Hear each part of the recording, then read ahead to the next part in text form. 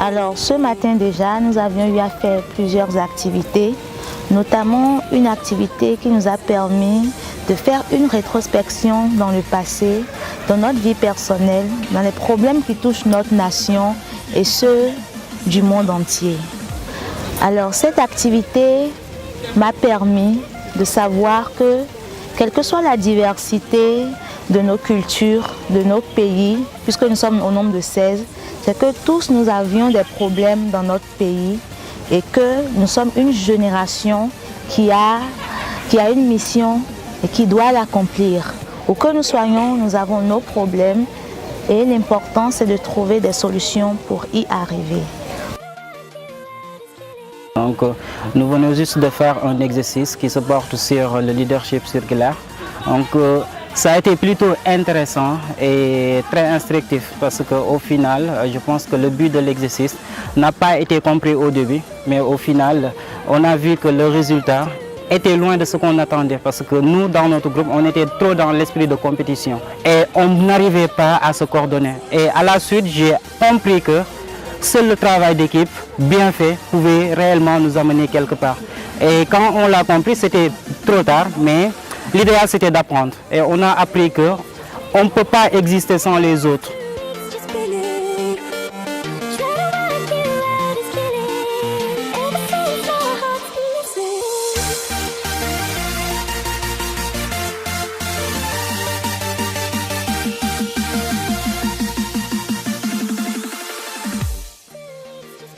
Je retiens du témoignage de M. Talla qu'avec la détermination et l'envie, tout est possible. Il nous a démontré que malgré son handicap, qu'il a su surmonter cet handicap-là. À la fin, il était même en train de nous dire que parfois, il lui arrive même de faire des trucs sans se rendre compte de son handicap. C'est devenu en quelque sorte son quotidien, c'est devenu normal pour lui de faire les gestes du quotidien. Mais tout cela, il nous a dit que c'est l'envie, la vision et la détermination qui fait qu'il arrive à surmonter tout cela et à vouloir aussi être un exemple de par lequel ceux qui sont, on appelle ça, détenteurs d'un handicap quelconque, puissent se dire « je vais prendre ma vie en main ». Je ne vais pas tomber dans la facilité, dans la mendicité ou autre chose.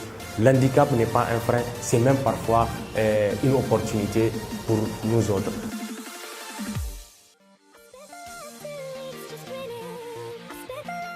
Yamba Salam, bonjour à tous. Je suis Luchelle Fugain, jeune camerounaise.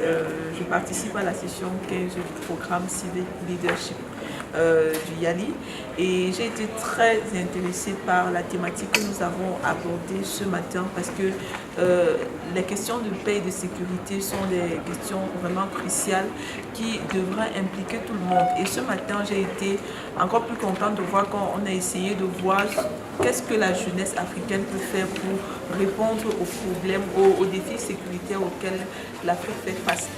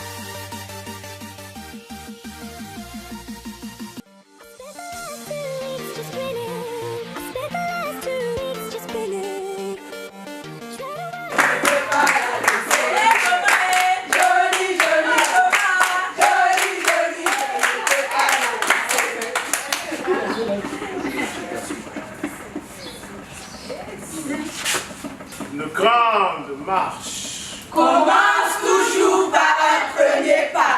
On ne devient jamais champion sans transpirer. L'effort fait l'effort. Unis,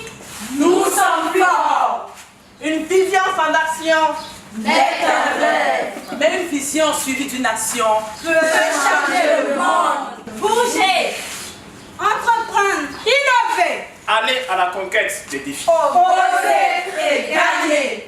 Yali, yali, yali, yali, yali, yali.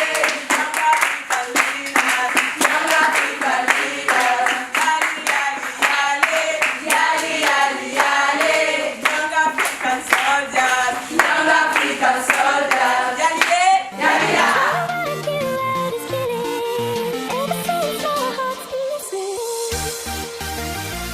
Notre projet communautaire appelé EcoLife portait sur la formation et la sensibilisation des ménages sur l'économie de l'énergie dans le quartier précisément de Médina, ici au Sénégal. Nous avons pendant cette journée effectué, au début de la soirée, nous avons commencé par former avec M. Fallou Séné de l'Agence nationale d'économie et de la maîtrise d'énergie, l'AEM du Sénégal.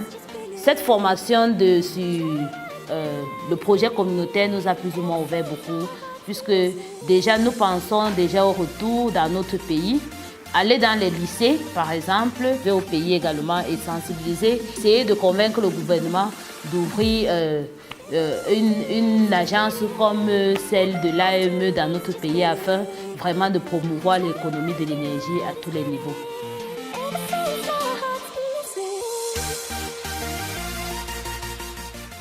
Mon projet porte sur la création d'une entreprise dans le domaine du marketing digital. Donc, l'objectif, c'est d'aider les entreprises à améliorer leur visibilité. Nous proposons des services tels que la conception de sites web, le community management, le référencement de sites et également la conception d'applications mobiles.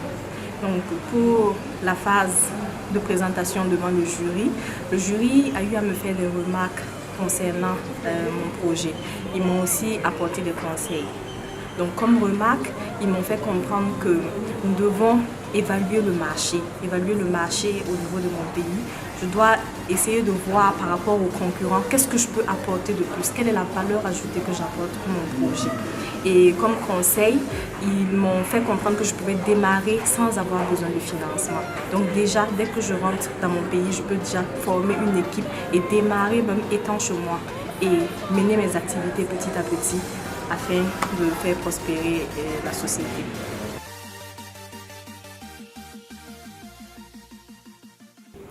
Participer au YALI a été pour nous une expérience unique parce que c'était l'occasion pour nous de tester nos capacités, de bénéficier d'un apprentissage riche en termes de réseautage, en termes de qualité de la formation en elle-même.